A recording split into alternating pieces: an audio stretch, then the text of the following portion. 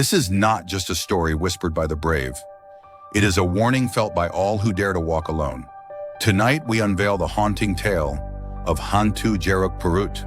Welcome to Aetheris Mystic Studios, where the veil between reality and the unknown is lifted. Here we delve into the shadows, unraveling tales of the supernatural, the mystical, and the unexplained. From haunted legends to arcane mysteries, our stories are crafted to captivate your imagination and stir your curiosity.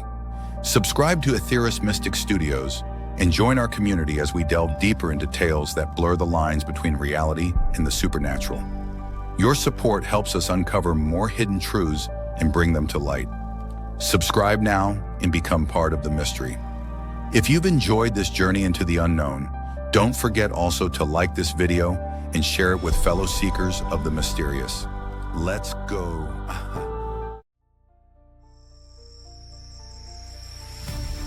The Ghost of Jeruk Purut. It refers to a popular urban legend in South Jakarta, Indonesia, about a headless ghost that haunts Jeruk Purut Cemetery. The urban legend depicts a decapitated pastor, said to carry his head around, who is allegedly looking for his grave outside of Jeruk Purut Cemetery. The belief has been circulating for decades, and the cemetery is often visited at night by those seeking to see the ghost. Many of the pilgrims have seen or heard the noise between the cemeteries.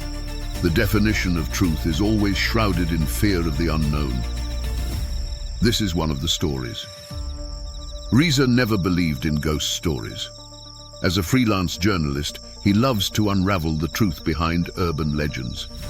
When his friend, Dimas, challenged him to spend the night in the Jeruk Purut Cemetery, Reza saw it as the best opportunity to prove that the story was just a myth. They said that the headless priest was wandering in this cemetery looking for his lost church.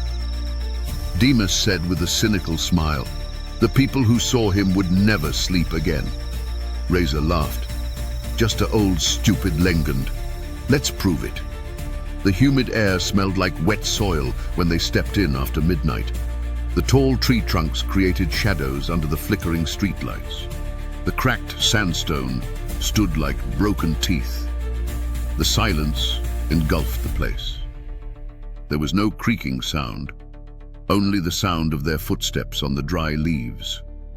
Reza turned on his voice recorder. We are in the Jeruk Purut Cemetery, where the pilgrims have seen headless ghost. Suddenly, there was a noise from the bushes. Dimas laughed. It's a cat, he said. The night wind blew slowly, bringing a smell of mud that pierced his nose. The smell was so strong, like blood, that had been frozen for a long time. Reza and Dimas looked at each other. Then they saw it. At first, it looked like an old man walking slowly in a puddle. But then, Reza was shocked. The creature had no head. In his hand, there was a cluttered basket that rustled. The black socket of his eyes was empty, but it felt like it penetrated Reza's soul. His head was moving, his lips were whispering. There was no wind, but the voice echoed in the air. The world felt like a sharp, piercing knife. Reza tried to move, but his body was stiff. Dimas let off a scream and ran away, but Reza was still frozen, his eyes glued to the creature. The longer he stared at it, the clearer he could hear something, a whispering that slowly hardened like a prayer in the ancient language. Suddenly, the creature lifted his head higher. His lips were frozen in a terrible smile. Blood dripped from his skull, soaked into the ground like a root looking for life. Then, he stepped towards Reza.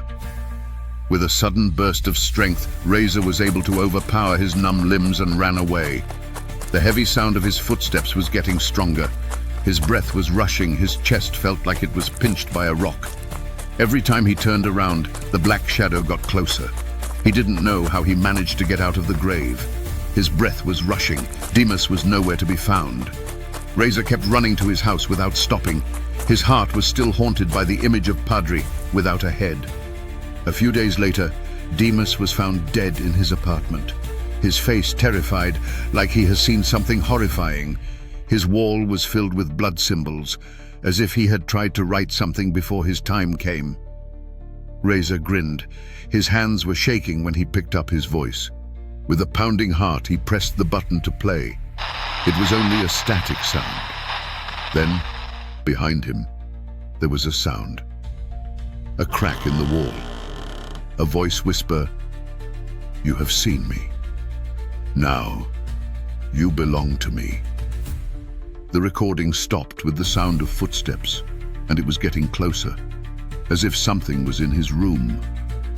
And then, silence. The apartment lights went dark. Reza tried to scream, but couldn't.